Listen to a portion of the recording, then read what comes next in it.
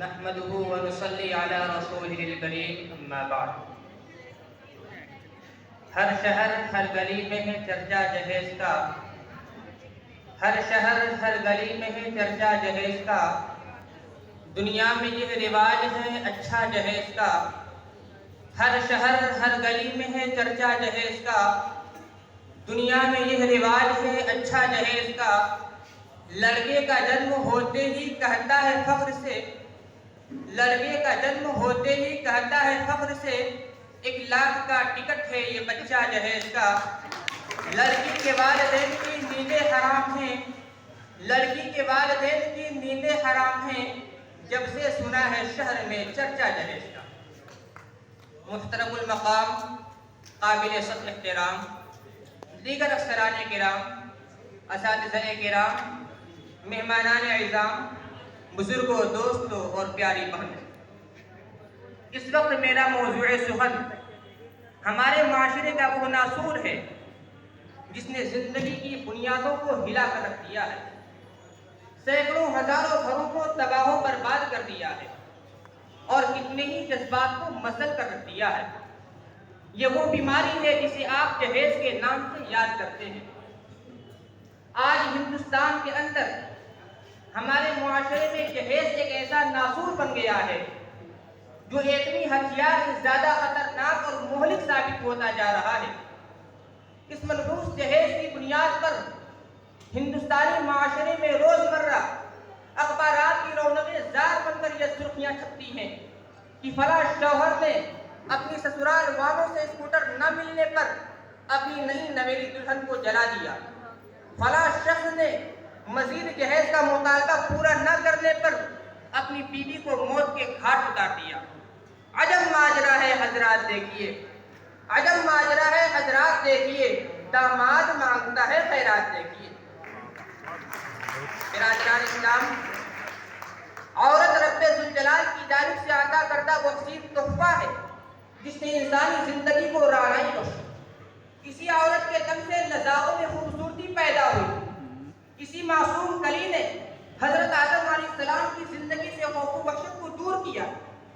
مگر ان تمام باتوں کے باوجود ظلم و ستم کی تاریخ شاہد ہے کہ اس تاریخ پانی میں جتنے مظالم برپا ہوئے ہیں ان میں زیادہ تر صرف نازک ہی پر کیے گئے. اس بے رحم سماج نے عورت کو جس نظر سے دیکھا ہے وہ نہایت ہی قابل مذمت ہے. تاریخ عالم ان دردناک واقعات سے بھری پڑی. محترم حضرات، آج بھی ان معصوم دوشیزاؤں پر ظلم و ستم کے پہاڑ توڑے جا رہے ہیں، جبر و تشدد کی خاردار جھاڑیاں ان کی راہ میں آئے ہیں. آج بھی ان عورتوں کے ارمانوں کا خون کیا جا رہا ہے. غریب گھرانے کی بچیوں پر خدا کی زمین اپنی وسعت اور کشادگی کے باوجود تنگ ہو رہی ہے. ساری دنیا پر یہ بات روز روشن کی طرح آیا ہے کہ جس گھر میں لڑکی جوانی کی دہلیز پر قدم رکھتی ہے اسی وقت سے والدین کی نیند حرام ہو جاتی ہے. زندگی کا ہر لمحہ سانپ بن کر ڈسنے لگتا ہے.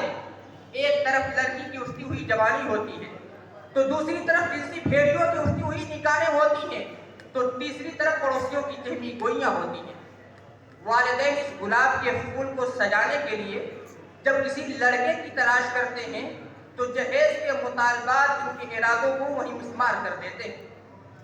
ارے اولاد پیدا کر کے جہیز کی تمنا کرنے والوں، ذرا دیکھو سید الانبیاء، تاجدار بدحہ، احمد مصطفیٰ محمد مصطفیٰ صلی اللہ علیہ وسلم کی پیاری اور لاڈلی بیٹی سیدہ فاطمہ رضی اللہ تعالی عنہا کا عقد مسنون کس انداز کو کہ جسم پر جو چادر ہے اس میں 16 پیوند لگے ہوئے ہیں اور بنت رسول ہونے کے باوجود پیادہ پاشیر خدا حیدر کرار رضی اللہ تعالیٰ عنہ کے گھر کی جانب روانہ ہو رہا ہے. آج ہم یہ کہتے ہیں کہ ہمارا بیٹا ڈاکٹر ہے، ہمارا بیٹا انجینئر ہے، ہمارا بیٹا پائلٹ ہے، ہمارا بیٹا گریجویٹ ہے، ہمارا بیٹا ٹیلی فون آپریٹر ہے، ہمارا بیٹا سعودی عرب میں رہتا ہے، اس لیے جہیز میں جہاز چاہیے. ارے اولاد پیدا کر کے جہیز کی تمنا کرنے والوں، ارے اولاد پیدا کر کے جہیز کی تمنا کرنے والوں، اگر دیکھو حضرت علی امیر المؤمنین تھے، اگر تمہارا بیٹا ڈاکٹر ہے تو حضرت علی خلیفہ رسول تھے. اب میں اپنی بات کو یہ کہتے ہوئے ختم کرتا ہوں، یہ سب کے گرا جو حائل ہے رستے سے ہٹا کر دم لیں گے. یہ سنگ گرا جو حائل ہے رستے سے ہٹا کر دم لیں گے. ہم پھول بھی ہیں تلوار بھی ہیں باطل کو مٹا کر دم لیں گے.